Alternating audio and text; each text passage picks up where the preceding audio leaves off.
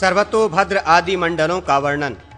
भगवान शिव कहते हैं, स्कंद, अब मैं सर्वतोभद्र नामक 8 प्रकार के मंडलों का वर्णन करता हूँ।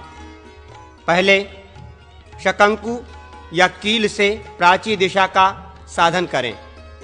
इस प्राची का निश्चय हो जाने पर विद्वान पुरुष विषुव काल में चित्रा और स्वाति नक्षत्र के अंतर से अथवा प्रत्यक्ष सूत को लेकर पूर्व से पश्चिम तक उसे फैलाकर मध्य में 2 कोटियों को अंकित करें। उन दोनों के मध्य भाग से उत्तर दिशा की लंबी रेखा खींचें। 2 मत्स्यों का निर्माण करें तथा उन्हें दक्षिण से उत्तर की ओर आश्लाफित करें। श्वत्पथ क्षेत्र के आधे मान से कोण संपात करें। इस तरह 4 बार सूत्र के क्षेत्र में आस्फालन से एक चौकोर रेखा बनती है। उसमें 4 हाथ शुभ भद्रमंडल बनाएं। 8 पदों में सब ओर से विभक्त 64 पद वालों में से 20 पद वाले क्षेत्र में 12 की ओर एक विधि का निर्माण करें। ये विधि एक मंत्र की होगी। कमल के मान से 2 पदों का द्वार बनाएं। द्वार कपोलयुक्त होना चाहिए। कोणबंध के कारण उसकी विचित्र शोभा हो, ऐसा द्विपद का द्वार निर्माण में उपयोग करें। कमल श्वेत वर्ण का हो, कर्णिका पीत वर्ण से रंगी जाए, केसर चित वर्ण का हो, अर्थात उसके निर्माण में अनेक रंगों का उपयोग किया जाए। विधि को लाल रंग से भरा जाए। द्वार लोकपाल स्वरूप होता है। नित्य तथा नैमित्तिक विधि में कोणों का रंग लाल होना चाहिए। अब कमल का वर्णन सुनो। कमल के 2 भेद हैं, असंसक्त तथा संसक्त। असंसक्त मोक्ष की तथा संसक्त भोग की प्राप्ति कराने वाला है। असंसक्त कमल मुमुक्षुओं के लिए उपयुक्त है। संसक्त कमल के 3 भेद हैं, बाल, युवा तथा वृद्ध। वे अपने नाम के अनुसार फल सिद्धि प्रदान करने वाले हैं। कमल के क्षेत्र में दिशा तथा कोण दिशा की ओर सुचालन करें तथा कमल के समान 5 वृत्त निर्माण करें। कमल वृत्त में 9 पुष्करों से युक्त कर्णिका होगी। दूसरे में 24 केसर होंगे। तीसरे में दलों की संधि होगी, जिसकी आकृति हाथी के कुंभ स्थल के सदृश होगी। चौथे वृत्त में दलों के अग्रभाग होंगे तथा 5वें वृत्त में आकाश मात्र शून्य रहेगा। इसे संसक्त कमल कहा गया है। असंसक्त कमल में दलाग्र भाग पर जो दिशाओं के भाग हैं, उनके विस्तार के अनुसार 2 भाग छोड़कर 8 भागों से दल बनाएं। संधि विस्तार सूत्र से उसके मान के अनुसार दल की रचना करें। इसमें बाएं से दक्षिण क्रम से प्रवृत्त होना चाहिए। इस तरह ये वृद्ध संसक्त कमल बनता है। अथवा संधि के बीच से सूत्र को अर्धचंद्राकार घुमाएं या 2 संधियों के अग्रवर्ती सूत को अर्धचंद्राकार घुमाएं। ऐसा करने से बाल पद्म बनता है। संधि सूत्र के अग्रभाग से पृष्ठभाग की ओर सूत घुमाएं। वो तीक्ष्ण अग्रभाग वाला युवा संज्ञक है। ऐसे कमल से भोग और मोक्ष की उपलब्धि होती है।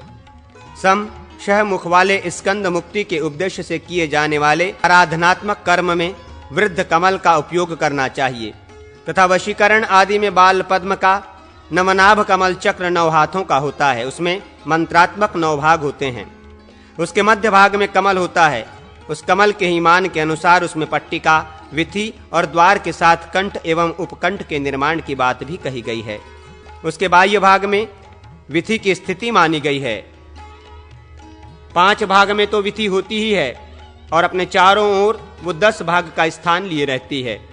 उसके 8 दिशाओं में 8 कमल होते हैं तथा विथि सहित एक द्वार पद भी होता है। उसके बाह्य भाग में 5 पदों की विथि होती है, जो लता आदि से विभूषित हुआ करती है। द्वार के कंठ में कमल होता है। द्वार का ओष्ठ और कंठ भाग एक एक पद का होता है। कपोल भाग 1 पद का बनाना चाहिए। 3 दिशाओं में 3 द्वार स्पष्ट होते हैं। कोणबंध 3 पट्टियों, 2 पद तथा वज्र चिन्ह से युक्त होता है।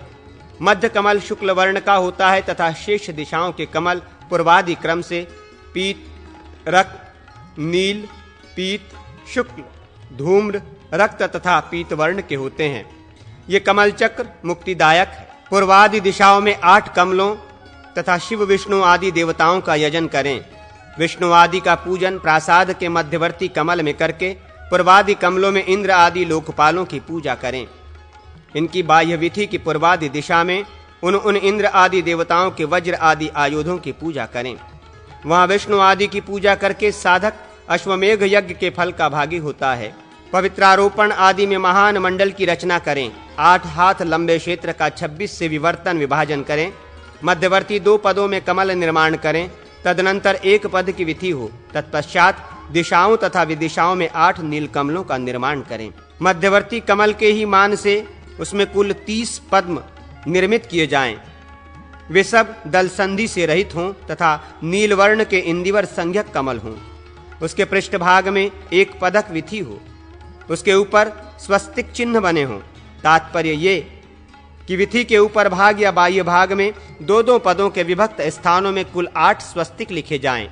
तदनंतर पूर्वत बाह्य भाग में विधि का रहे, द्वार, कमल तथा उपकंठ सब कुछ रहने चाहिए।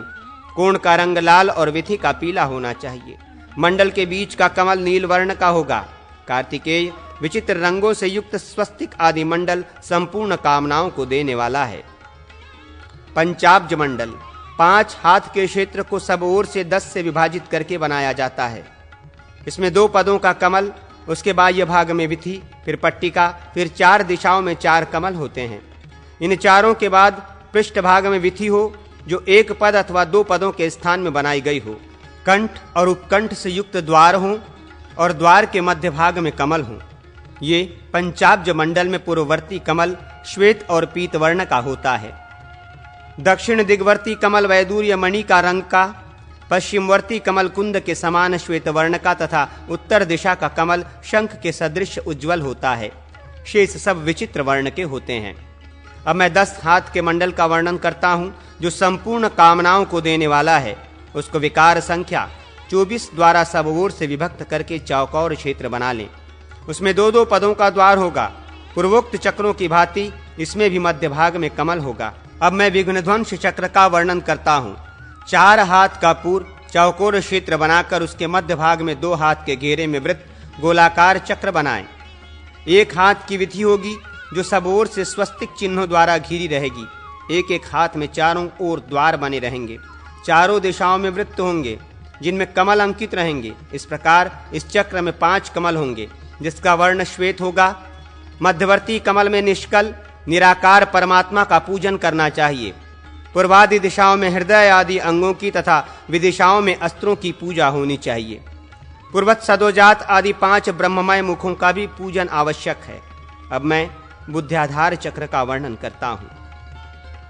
100 पदों के से क्षेत्र में मध्यवर्ती 15 पदों में 1 कमल अंकित करें। फिर 8 दिशाओं में 1-1 करके 8 शिवलिंगों की रचना करें। मेखला भाग सहित कंठ की रचना 2 पदों में होगी। आचार्य अपनी बुद्धि का सहारा लेकर यथास्थान लता आदि की कल्पना करें। 4, 6, 5 और 8 आदि कमलों से युक्त मंडल होता है। 20-30 आदि कमलों वाला भी मंडल होता है। 12,120 कमलों से युक्त भी संपूर्ण मंडल हुआ करता है। 120 कमलों के मंडल का भी वर्णन दृष्टिगोचर होता है। श्रीहरि, शिव, देवी तथा सूर्यदेव के 1440 मंडल हैं। 17 पदों द्वारा 17 पदों का विभाग करने पर 279 पद होते हैं। उक्त पदों के मंडल में लतालिंग का उद्भव कैसे होता है, ये सुनो। प्रत्येक दिशा में 5, 3, 1, 3 और 5 पदों को मिटा दें। ऊपर के 2 पदों से लिंग अथवा पार्श्ववर्ती 2-2 कोष्टकों में मंदिर बनेगा। मध्यवर्ती 2 पदों का कमल हो, फिर 1 कमल और होगा। लिंग के पार्श्व भागों में 2 भद्र बनेंगे। 1 पद का द्वार होगा, उसका लोप नहीं किया जाएगा। उस द्वार के पार्श्व भागों में 6-6 पदों का लोप करने से द्वार शोभा बनेगी। शेष पदों में श्रीहरि के लिए लहलहाती लताएं होंगी। ऊपर के 2 पदों का लोप करने से श्रीहरि के लिए भद्राष्टक बनेंगे। फिर 4 पदों का लोप करने से रश्मि मालाओं से युक्त शोभा स्थान बनेगा। 25 पदों से कमल, फिर पीठ, अपीठ तथा 2-2 पदों को रखकर एकत्र करके 8 उपशोभाएं बनेंगी। देवी आदि का सूचक भद्रमंडल बीच में विस्तृत और प्रांत भाग में लघु होता है।